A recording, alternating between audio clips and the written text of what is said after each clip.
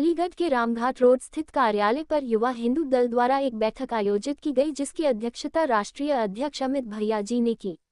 युवा हिंदू दल द्वारा इस बैठक में भारत बचाओ अभियान के माध्यम से जनसंख्या नियंत्रण, लव जिहाद नियंत्रण, घुसपैठ नियंत्रण, धर्मांतरण नियंत्रण आदि ज्वलंत मुद्दों पर भारत सरकार से कठोर कानून बनाने की मांग। क्या नाम है? जी, मैं अमित भैया, राष्ट्रीय अध्यक्ष युवा हिंदू दल।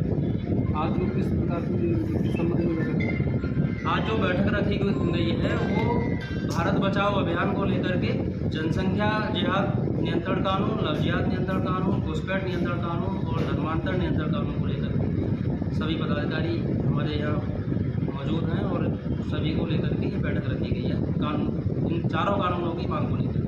सर, आए दिन हमारे लव जिहाद हो रहे हैं और इस समय कानून भी हमारे योगी जी ने भी बनाई गई काफ़ी, लेकिन फिर भी ये लव जिहाद नहीं रुक रहा है, तो इसको लेकर आप क्या कहना चाहेंगे?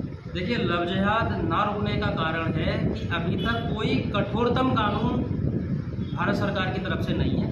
राज्य सरकारें अपने अपने स्तर पर कुछ कानूनें बना रही हैं, लेकिन वो उतने असरदार कानून नहीं है। ये राष्ट्रीय मुद्दा है, तो राष्ट्रीय स्तर पर पूरे भारत में एक साथ एक कठोरतम कानून का प्रावधान होना चाहिए, जिसमें कठोरतम सजा का भी प्रावधान होना चाहिए। जब तक कानून का खौफ इन जिहादियों में नहीं बैठेगा, लव जिहादियों में, तब तक ये जो मामले हैं रुकने वाले नहीं हैं। और ये बहुत बड़े पैमाने पर लव जिहाद का मामला चल रहा है और ये बड़े ही दुर्भाग्य की बात है कि लाखों बहन बेटियां हमारी लव जिहाद का शिकार हो चुकी हैं पिछले 10-12 सालों में, और हिंदू समाज पूरा सोया हुआ है। जिस तरीके से सन्नाटा पूरे देश में देखने को मिल रहा है इतने मामलों के बाद, जबकि अगर यही मामला अगर मुस्लिम समुदाय की किसी बहन बेटी के साथ हुआ होता इतने बड़े पैमाने पर, तो आज भारत में तमाम तरह की अराजकता फैली हुई होती। लेकिन क्योंकि हिंदू बहन बेटियों के साथ ये सब चल रहा है, तो सरकारें भी इन पर कोई कड़ी कार्रवाई नहीं कर रही हैं और ना ही हिंदू समाज इन पर कोई कड़ा एक्शन ले रहा है, ना ही कोई आंदोलन और प्रदर्शन कर रहा है। ये हमारे हिंदू समाज की उदासीनता का जो परिणाम है, ये हमें बहुत भारी कीमत इसकी चुकानी पड़ेगी। इसके लिए पूरे हिंदू समाज को एक स्वर में खड़ा होना चाहिए और एक साथ मिलकर के आवाज़ उठानी चाहिए।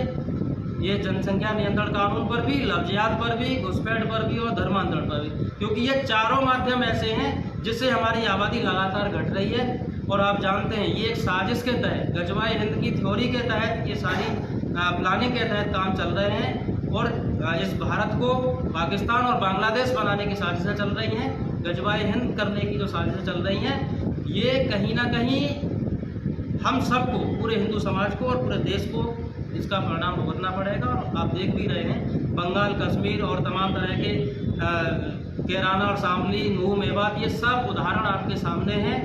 और मौलाना छांगुर जैसे लोग जो हजारों बहन बेटियों का धर्म परिवर्तन करा रहे हैं, एक मौलाना तमाम इंदौर से, भोपाल से, इतने बड़े पैमाने पर ये मामले आ रहे हैं और उसके बावजूद जो हिंदू समाज का जो रवैया है वो इसके प्रति मुखर नहीं है। तो ये कहीं ना कहीं अनदेखी जो समाज हमारा कर रहा है और सरकारी, हमारी जो सरकार है वो भी अनदेखी कर रही है, इसके परिणाम घातक होंगे। और इसी को लेकर के युवा हिंदू दल ने ये आज प्रेस कॉन्फ्रेंस की है, अपने पूरे हिंदू समाज को एकजुट करने के लिए। और इसके जो मुहिम हमने छेड़ी है भारत बचाओ अभियान की, इसके साथ सभी हिंदू समाज को आना चाहिए। इसके लिए हम सभी पूरे हिंदू समाज से हाथ जोड़कर निवेदन करते हैं, विनती करते हैं कि सभी को ये समय रहते जाग जाना चाहिए और इनके खिलाफ जितने भी षड्यंत्र हमारे समाज के खिलाफ चल रहे हैं, जाग जाना चाहिए और आवाज़ उठानी चाहिए। क्योंकि आप देख रहे हैं इस समय अगर आंकड़े देखे जाएँ तो भारत में सबसे ज़्यादा, विश्व के सबसे ज़्यादा मस्जिद, मदरसे और मज़ारें भारत में हैं। विश्व का सबसे बड़ा इस्लामिक जो संस्था है तबलीगी जमात, उसका मुख्यालय भारत में है। और ये जितनी भी गतिविधि हैं इस्लामिक संस्थाएं यहाँ जो बनाई जा रही, मदरसे, तमाम बड़े बड़े मदरसे जो विश्व में कहीं नहीं है वो भारत में हैं। और तमाम तरह के धर्मांतरण करने वाले गिरोह जो दिन रात पकड़े जा रहे हैं, तमाम मामले खुल कर के सामने आ रहे हैं। अगर इन सबको लेकर के हम आज जागरूक नहीं हुए, अगर हमने इन चीज़ों पर कड़ा